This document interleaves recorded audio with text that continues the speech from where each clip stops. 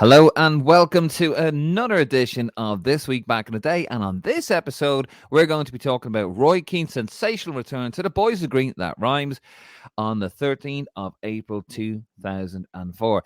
I'm David, your host, and as always, joined by the Roy Keane apologist himself, Mr. Martin Prendergast. How are you doing, chap? Yeah, I'm very good, Dave. Thanks very much for having me back on the show. I'm looking forward to covering this one. And as you just said there, I am a massive Roy Keane fan. But, it's an interesting one, Roy Keane. I was at the World Cup in 2002. I can argue for it and argue against. I'd make an excellent politician, I believe. What, you'd argue for the treachery by Roy Keane? No, I'm not going to even get into that. Well, I'm just saying, like, I mean, that's why we're covering this episode. He walked out in Ireland, Martin. Well, or was he pushed? We don't know. We still don't know to this day, 20 odd years on. We don't Yeah. know what really happened. It was still kind of getting drip fed different versions of the story from Saipan. But look, incredible part of Irish football history. So it's worth covering, Yeah. and also shows where we were as a footballing nation, that we needed Roy Keane to come back. Well, yeah, I mean, he wouldn't have had to come back if he didn't walk away in the first place. Just saying, when you do an interview with the press behind your manager's back and criticize, and then the manager confronts you about it, and then you act, where did this come from? It's a bit like those folk that go to airports and are shocked by the sudden surprise of airport security. They're like, what? Where did this come from? And then they're completely disorganized. But anyway, let's have a look at the background anyway before we got to the 13th of April 2004. Roy Keane's career was in a bit of a stasis. He was 32 at the time, 58 caps, 9 goals. His last appearance for the Boys in Green was against Nigeria in a 2-1 loss at home. That was the final game before the team left for Saipan. And of course, after the little bust up there, Roy vowed to never ever play for Mick again. And he wouldn't, because Mick would quit on the 5th of November 2002 after losing his opening 2 games for the Euro 2004 qualifying campaign. And it wasn't really, Martin, just the fact that he lost 2 games. It was the atmosphere, wasn't it, really, around the team at the time. It was toxic. People were chanting for Keano. Probably people like yourselves wanted Mick out of the job so your boy could come back. Talk us through that. What was, how happy were you when Mick was gone and you could get Roy back into the team? No, it wasn't the case of that at all, Dave, to be fair. Lies, but anyway. It's not. No, it wasn't. I mean, look, when Roy Keane left, whether he was pushed or whatever happened after Saipan, the fallout from it was, as a fan going over there to the World Cup, fully behind the team. We got 100% behind the team, I would say. And really, Roy Keane only became a discussion point after Ireland went out to Spain, and people saying, would he have made a difference if we'd have had him on the pitch, for example? And I think even the press and some other fans, perhaps from Cork, we'll lose all our listeners from there in a minute, but they perhaps were, digesting what the fallout from it, and criticizing Mick and saying, well, he was wrong. We learned more about kind of what had actually happened in the fallout from it. I know the players did some good diaries and stuff, and they were all asked a question of it. Yeah. They kind of closed ranks to some extent, but yeah, we knew that Roy wasn't going to be back if Mick was still there. That was the fallout from it. And yeah, sadly, went into the 2 qualifiers, results didn't go well. Mick was under an awful lot of pressure, and you've got to remember as well, on the back of that, we had Roy, I think, did I think he had a book out, or he had stories out anyway. Mick had his World Cup diary being published, which was going to raise its head again, everything that was happening. So it was an interesting kind of time in Irish football history. And no, I wasn't happy to see Mick. Mick's an absolute legend, big fan of Mick. And of course, he, I love the picture, by the way. I know we're doing this on audio, but we do, a big fan of Mick. And it was just sad to see, actually, the kind of a wonderful tournament where he led his country to that match against Spain, went out in sad circumstances, but it was very sad for him to see probably the pressure he was on, and kind of the end of it really for Mick under that and just a little bit about that. I mean, after the World Cup, we had a friendly in Helsinki, which we won 3-0. Jason McAteer wore the captain's armband that night. It was his 50th cap, and we thought, oh, okay, maybe we don't miss Roy too much here. Then we had the 4-2 mauling in Moscow. Phil Babb's so good, he scores in his own goal. on his return. And then we had the 2-1 loss at home to Switzerland, which actually was Mick's first and turns out only competitive loss at home as Ireland manager, by the way. I remember watching the game on Sky because you couldn't watch it on RTE because that was the first game of the deal when the FAI sold the rights to Sky, exclusive rights to Sky. And TV3 would show the aftermath at like 10 o'clock. And the atmosphere was just toxic. Were you there for that game? I watched it at home. I was too young really to go to. Were you at that match in Dublin? I was, yeah, and it was very toxic. That was the sad thing about it. I didn't travel to Russia. I think it was actually the day of the All Ireland final when I was at the Kilkenny match that time. But I did obviously trying to follow the match and see what happened. But I had good friends, obviously, from Riss London who were over in Russia. Great stories from that trip, actually, we were worth catching up on. But it was very toxic, and you could just see it was coming to the end of it for Mick because just the pressure he was under. Because if results were going to go against him, it was going to raise the story of Roy Keane again. So just a sad end, really, that it kind of came to that between Mick and Roy and how it impacted on Irish football. And that both of them were kind of losers in the end because they both were gone from the Irish setup. As you said, it's just sad the way it all ended. But I think Mick did have to go. The fans had turned against him. They booed him off the pitch. Before we get back to 2004, I just want to talk a little bit about his Roy Keane's checkered past, shall we say. Let's hear you defend this one, Martin. 1996, on the 26th of May, Roy goes AWOL and does not show up for Mick's testimonial. The 3-0 win over Celtic 11, easy for me to say. So Keane ends up being banned by the FAI, and he would also be stripped of the captaincy because he was going to be made captain for the upcoming US Cup. Saipan 2002, 23rd of May. Guess what happens? We'll come forward a little bit more now. 2003, the 6th of February. So some folks might not remember this, but Roy was actually supposed to come back for the 2004 campaign, or the remainder of that. So on the 6th of February 2003, Roy Keane meets Brian Kerr, and agrees to come back, only to change his mind 5 days later on the eve of Kerr's first match, which was a 2-0 win over Scotland in Hampden Park. Kerr was furious at the time. He said, Roy gave me an unequivocal commitment that he would be back in the team. And in fact, Keane, I was reading here in the research for this, Martin, Keane actually had agreed to meet up with the team in Glasgow. Just, sort of maybe bury the hatchet with a few or whatever, even though he wasn't going to play. But he had actually agreed to travel to Glasgow to meet everybody. And then, of course, the day before the match, he says, actually, I'm not going to be part of the team because, well, let's be honest, Fergie had a word in his ear, didn't he? Yeah, I mean, we can only speculate at that. But I think that did happen. I think, well, no, but we can speculate about the word in the conversation. Roy says that.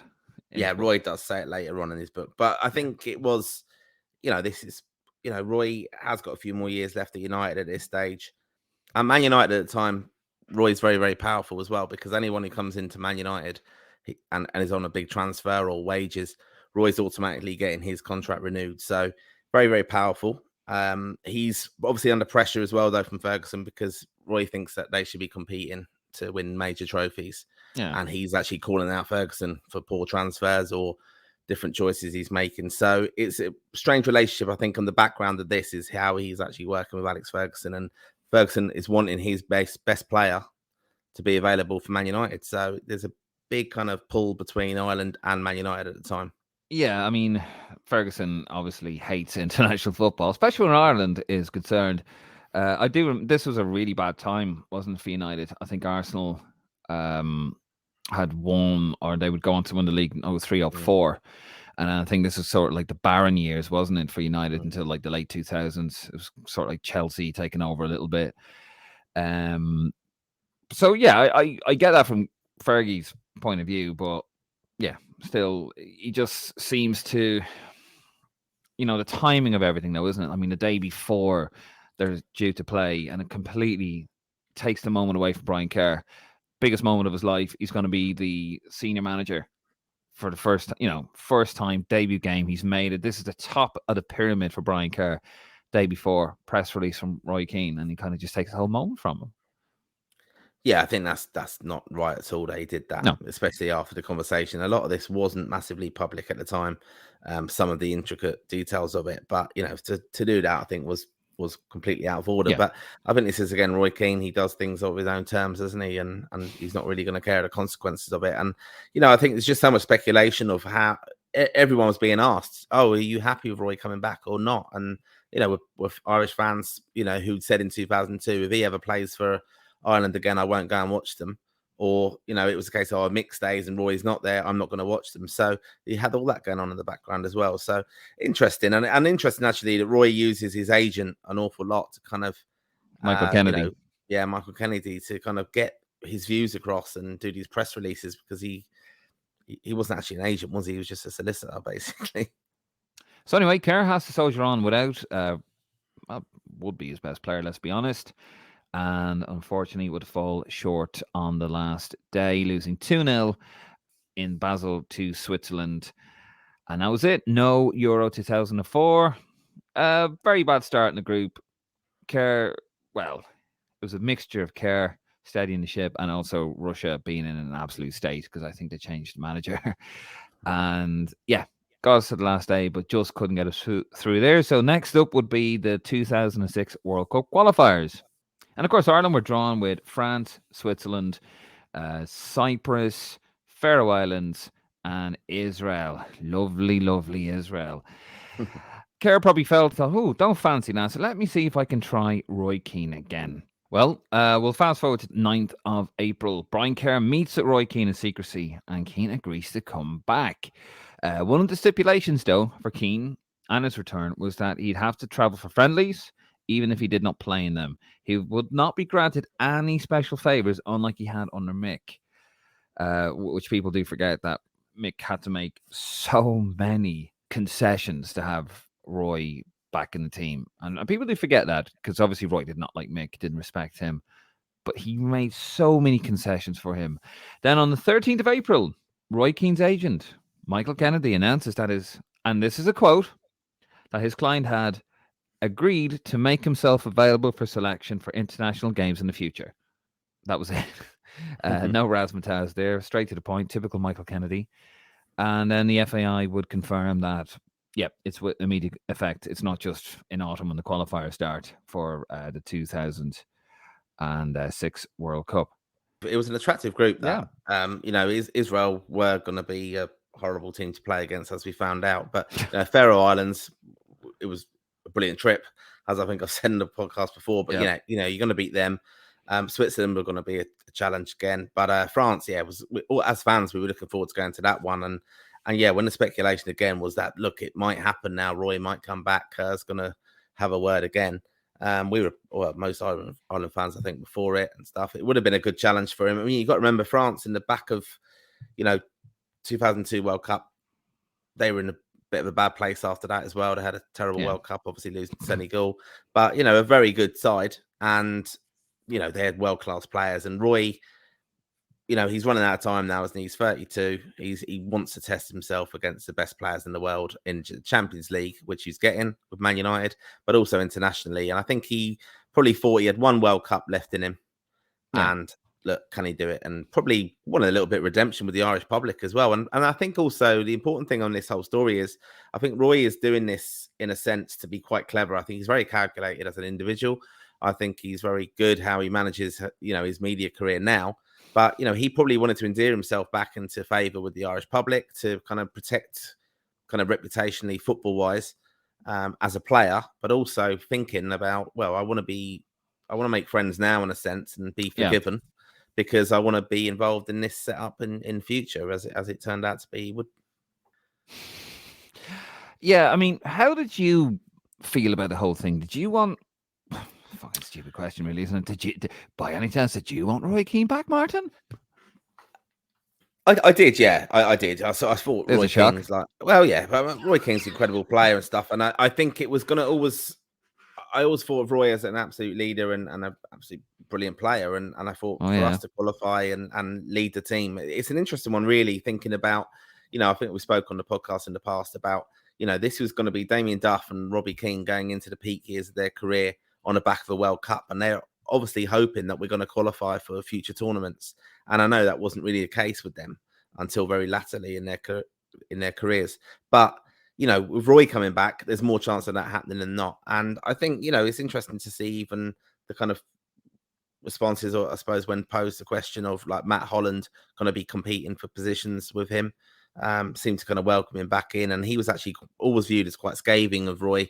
I think he'd done a World Cup diary with the Times and stuff. So it was, it was just, again, you were either pro Mick or pro Roy, and there wasn't any in between for you. So I wanted him to come back. I kind of seen where the team, I thought we were an incredibly talented squad at the time. Thought Kerr was the man. I was really behind that. I thought it was going to be very, very good to see him with the young players that he'd had success with at underage coming through and playing at the top level. I thought that was going to work fantastically well. Obviously, it didn't. But I thought, this is going to happen now. We had changing of the guard, Niall Quinn, Staunton going. This is going to be Roy Keane's team where he's really going to captain them, inspire them young lads, and do very well and qualify us for tournaments. So I was welcoming it back, Of course, not everybody was happy with Roy's return. And I'm going to play a clip, Martin, from Primetime. It's about 2 minutes long. So bear with us, folks, but it is absolutely gold. Keane has I can't understand. Alex Ferguson would not let him go 2 years ago to play for Ireland when he was a reasonable player. Now, at a stage when he is struggling, at a stage when he is struggling, it's just silly commentary. It's not silly. Roy Keane's one of the best players. You have the copyright on silly comments. This, he is a player who is in decline.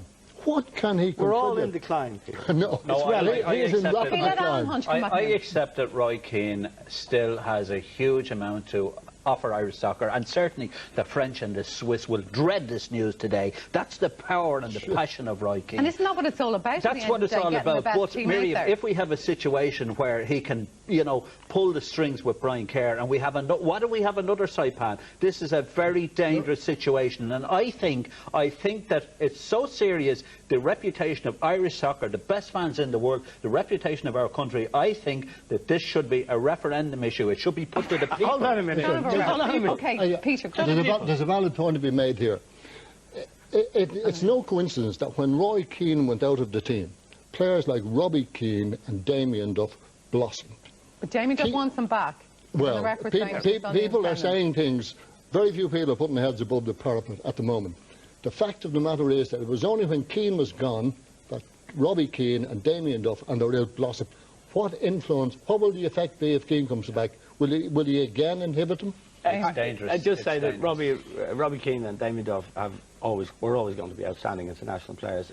Roy Keane led us unbeaten to qualify for the World Cup. He's a great player. He's still a great player. Where'd you get these two guys from? I tell you this. Who does he represent? Who does he represent? We're going to leave it there. What does he represent? This guy. This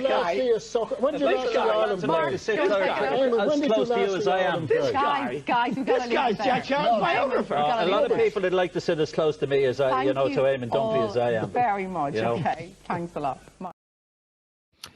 Eamon Dunphy with the late, great Peter Byrne, and of course, Alan Hunter. What was it? The president of the Irish Football Soccer Association.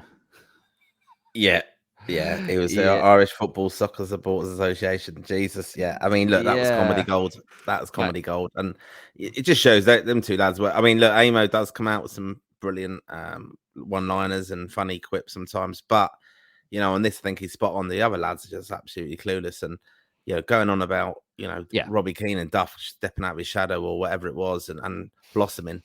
I mean, that's absolute nonsense, I just don't get that at all, that argument. Yeah, it's, as Eamon Duffy would say, it's a silly commentary. I mean, but Peter Byrne, to be fair, was on the money. Roy Keane was not the player he was in 2002, and he wasn't. And, to be fair to Peter, when you saw Roy Keane play for Ireland, he wasn't the same player. He had a very good game against France at home. He was man in the match, actually, in his last game.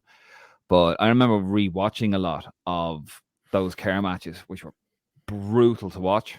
They're really bad to watch. We played some terrible football on the Kerr. It was so laborious, huff and puff, no quality. Don't really. I would challenge anybody listening to tell me what style of football we played on the Kerr. Please tell me. It was terrible. And yeah, even Roy just looked fallible. He wasn't. He always looked invincible when you saw him. You think back to 2001 against Cyprus. when we won 4-0. Sorry, 2000 when we won 4-0 against Cyprus. Or was it 2001? I can't remember. And, he gets the brace, a high-quality brace, and he's running the midfield against Holland and Portugal. And then you see him, and you're like, he's making mistakes here. He's losing the ball. So, but he's still going to improve the team, to be fair. Like, you'd rather have him in the team, but he was not the same player. Still a very, very good player. Let's have a look at what Ferguson had to say. This is a public comment by Fergie. He's made a good decision for all parties concerned. I think it's a good decision for them. There has been some dialogue between Brian and Roy in the last couple of weeks, and they have come to the feeling that this was a good time to go back in order to qualify for the next World Cup. In this case, I would say it's a very good decision for Roy, and I support it 100%. And then, according to Roy Keane's book, he went fucking mad. You're not fit to play for us. Never mind them. The never mind them bit isn't the quote, but like that's pretty much what he's saying. Yeah. That was Ferguson on Sky Sports, actually. Then Kerr's statement. I'm glad that one of the greatest players to ever play for Ireland has chosen this path. It cannot have been an easy decision for him, but his desire to represent his country is immense. I look forward to working with Roy Keane. He brings quality and experience to a potentially excellent squad of players whose sole focus is the World Cup qualifying matches next autumn. Fergie's obviously, he's given it the whole spiel. He was fuming, wasn't he? As you alluded to earlier on, Keane had, and actually Roy Keane had a hamstring injury at this time when this was announced, and it's like, you want to play extra games and you can barely play for us, because he was in the middle of I think he ended up missing 3 games during this time. Do you think that this started the egg timer on Keano's career at United? It probably did, in a sense. It wouldn't have helped it. Roy was definitely managing the dressing room at United at the time, and know it's a shame actually that relationship totally disintegrated towards the end as well. It's fascinating to cover that as well, because they were kind of mirror images of each other. Basically, he was the manager on the pitch, and he used to do everything that Ferguson wanted. Incredible will to win, unbelievable player. And it's sad they won't really even. Well, Roy definitely won't even give Ferguson any credit at all. He always names Brian Clough as his best ever manager and things. So it's a bit petty and sad to see. But at the back of it all, break your heart, Martin. Doesn't it? It does, yeah. But I think at the back of it all, I think there is respect, really, and it's kind of probably tongue in cheek, a lot of it. And I think he calls him Ferguson, doesn't he? Yeah, he does, yeah. But I think it's. I think it's an interesting one as well for Kerr. I mean, it was a big move for him. He could have easily just said, "Okay, I've been snubbed once." But he's gone back again. I think it just shows you what he thought Roy was going to be bringing into this squad. And it's interesting him saying, he brings to a potentially excellent squad. I think that he felt that he still needed Roy in there. I think it's important as well to mention Matt Holland had a few injury problems at the time as well. He missed a few Ireland games. I think he missed some in this campaign. It's important to kind of bed in some of the young players as well. You got to remember John O'Shea's just coming through here. He's in this squad very much so now with Kerr playing a lot, and that's an important thing. I mean, again, it comes back to the squad, what they said, like Damien Duff, as they said there on the prime time, how he was in favour of him, wasn't he? Well, I mean, to be fair, you want your best. Look, you want your best players. I think how many players have played great together? Sheringham and Cole hate each other. Brilliant together. You can put personal issues aside for the good of the team if you're a proper team player. So yeah, our team's better with you in it. Mick, for God's sakes, had Roy in the team, and they couldn't stand each other because he knew his team was better with Roy Keane in it. And that's what grown-ups do. Let's have a little look at what other people said. Kenny Cunningham, who was the captain at the time, said he actually had no issue with Keane in the team, and felt actually he'd have no issue if he was made captain over him, which never happened. But Roy had written in his second, what's it called, the second half, isn't it? By Roddy Doyle, the ghostwriter, and he said, "Oh, I wasn't brought in as captain. That's weird. What did you make of that?" I think that's just Roy rewriting history again. I don't think that could have happened. There would have been, no way could he come back in as captain. Ray Hedden said he was delighted to see him back, saying the players had to put personal feelings aside for the good of the country. Pretty much what I said, right? Good to see we're on, simpatico there. Kevin Moran felt, our chances had increased to qualify. And Frank Stapleton said, it was a boost for Irish football. We need to forget what happened. Nice bit of positivity for a change from Frank. Jeff Keano said it was fantastic news. Niall Quinn, who was actually at the heart of the matter in Saipan, said there was no point in looking backwards. So, one of the concessions that Roy used to always have under Mick was that he wouldn't play friendlies. I don't do friendlies, and he wouldn't play friendlies, away friendlies especially. Did you know that February 1997, when he played Wales in a 0-0 draw in Cardiff, did you know that that was his last away friendly for the Republic of Ireland? 7 years. Yeah. I mean, that is an incredible stat. But it's never not added to it. unusual. No, it's not unusual though. Again, this is the control that Ferguson had at Man United. Look at Giggs's, lack of caps for Wales. He had this control over his best players that he didn't want them being released for international duty, especially for friendlies. He saw them as pointless because I think he saw that my players are coming into your squad. They're going to be so good. They're going to be your best players. They don't need to have friendly games for how you get ready for games and stuff because they're going to come in and do their jobs. So I can understand it from that argument from Ferguson, to be fair, but it was a great shame. Obviously, the FAI would have wanted Roy coming to play, puts bums on seats, sells tickets. See, that's the thing, though, isn't it? Ferguson would never get away with this today because United would be fined because FIFA brought in those rules, and they would look at it and say, "Hold on a second, you mean to tell me that he's not been fit for 7 years?" You just wouldn't get away with it. But look, I'm not just picking on Fergie. Paisley used to do it. Ronnie Whelan, Lawrenson, Kenny Dalglish, I believe, used to do it as well with club commitments for Liverpool lads when they made up the core of the team in the 80s. It was just a thing that club managers did. And it was that old football school mentality, that totalitarian, autocratic system that managers basically, and Ferguson was the last one, wasn't he, to wield that much power of the club. You just don't get that anymore. But anyway, sorry, I digress. But I thought it was I just thought it was a point worth mentioning there about Roy Keane. His last ever friendly away game was February 1997. Mad. Also Paul McGrath's last game. So he is named on the 20th of April 2004 in a squad to face Poland in Bydgoszcz. And yes, everyone thought, oh, he's in. He's going to play an away friendly. Fantastic. Unfortunately, though, he was only coming back from injury, as we said. He actually played on the 24th of April, 90 minutes in a 1-0 loss to Liverpool. It was a Danny Murphy penalty. And that was his first game back after 3. And apparently Fergie sat with him for 25 minutes after the game.